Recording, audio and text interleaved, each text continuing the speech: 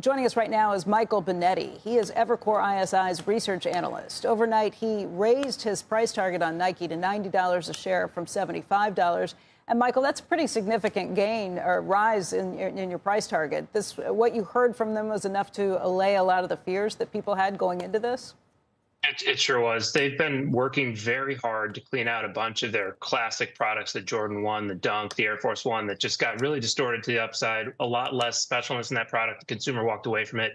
It's a big business. It's taken them a long time to clean it up and get the new stuff, the new innovation that you're seeing from them in the running category, some of the more exciting modern stuff in and growing by enough to offset those declines in the bad stuff. So they told you last night, look, the bottom is in. The revenues, the gross margins all start to accelerate from here. And more importantly, the investment community has been waiting for this for almost 2 years at this point to say, hey, look, the bottom is in. Retailers are starting to order more. The customers are starting to show up at the register. So this was a Nike-specific story, not something more broadly affected by tariffs and beyond. That's something that impacts everybody. Yeah, very much. They're wrestling with tariffs just like anybody else. Obviously, they have the scale to deal with it a little bit easier than others. I wouldn't say easy. I don't want to say easy. They said it's $1 billion that they have to work through, but they have levers to pull with pricing on some of their premium product. They can work with the manufacturers to move to some of the lower cost jurisdictions and then work with retailers and the manufacturers to share a little bit of the pain to keep as much of it away from the consumer as they can. So they're just better able to pull more levers and work through it for sure. So Nike currently imports about 16% of its footwear from China. I have to admit, that's less than I thought it was. Right. Yeah, they manufacture a lot in China. A lot of it stays in China is for that market, for those consumers.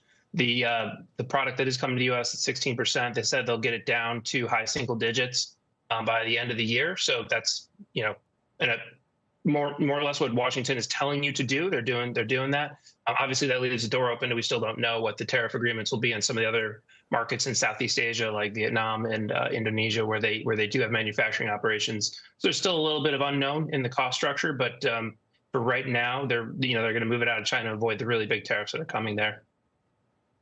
The one thing that the new CEO is saying, though, or relatively new CEO is saying, is it's going to take time to be able to continue to reach towards this full recovery. So I think he's kind of signaling, don't expect everything to be fixed at this point. Yeah, their May fiscal year, they've said, look, the first half, you're really going to see heavy year-over-year pressure as we continue to clean out some of these franchises. But again, the rate of change is better from here. The less bad trade is in. We've got a floor on it, and we can see the path. They report a number called their future order books, which is orders from retailers for delivery over the next 5 or 6 months. And that's your leading indicator on revenues. That turned positive last night for what we can tell the first time in a couple of years. It's going to be very hard for bears to step in and say, this story is going to reverse negative when that leading indicator for revenue starts to turn positive. And that is positive by holiday this year. They said last quarter that their fall order book was still negative. It is now positive for the holiday.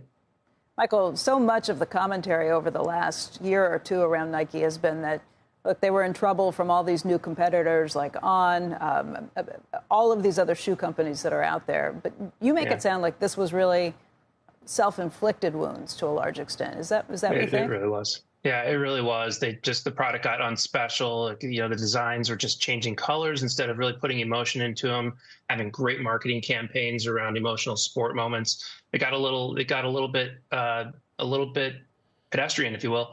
They're adding a lot of splashback to it and adding in really cool sports moments. They had a woman working to break the 4-minute mile yesterday, a couple hours before earnings. So they're doing really, really cool stuff. That's what gets people and ties them to this brand. And if you look at it through the retailer's lens, Nike's got a $4.5 billion marketing budget. It's 10x anybody else in the space almost. These guys cover 3 of the 4 walls in your sneaker shop. You really need them spending that budget and firing people up about sport in every category in your store: men, women, children, high price points, low price points, basketball, running, lifestyle. These guys are the ones that have the budget that drives everything. So even at the darkest hour, when things were looking tough and the innovation wasn't good, you have to sit down at the table and work with Nike. That gives them some advantages to those the brands that you brought up, because their scale is so big, the industry needs them to work, and they're doing the right thing. They're earning their way into that. They're reinvesting in the channel. They're working with stores to make them a little bit splashier than they've been in a few years, and the product is starting to get very, very good.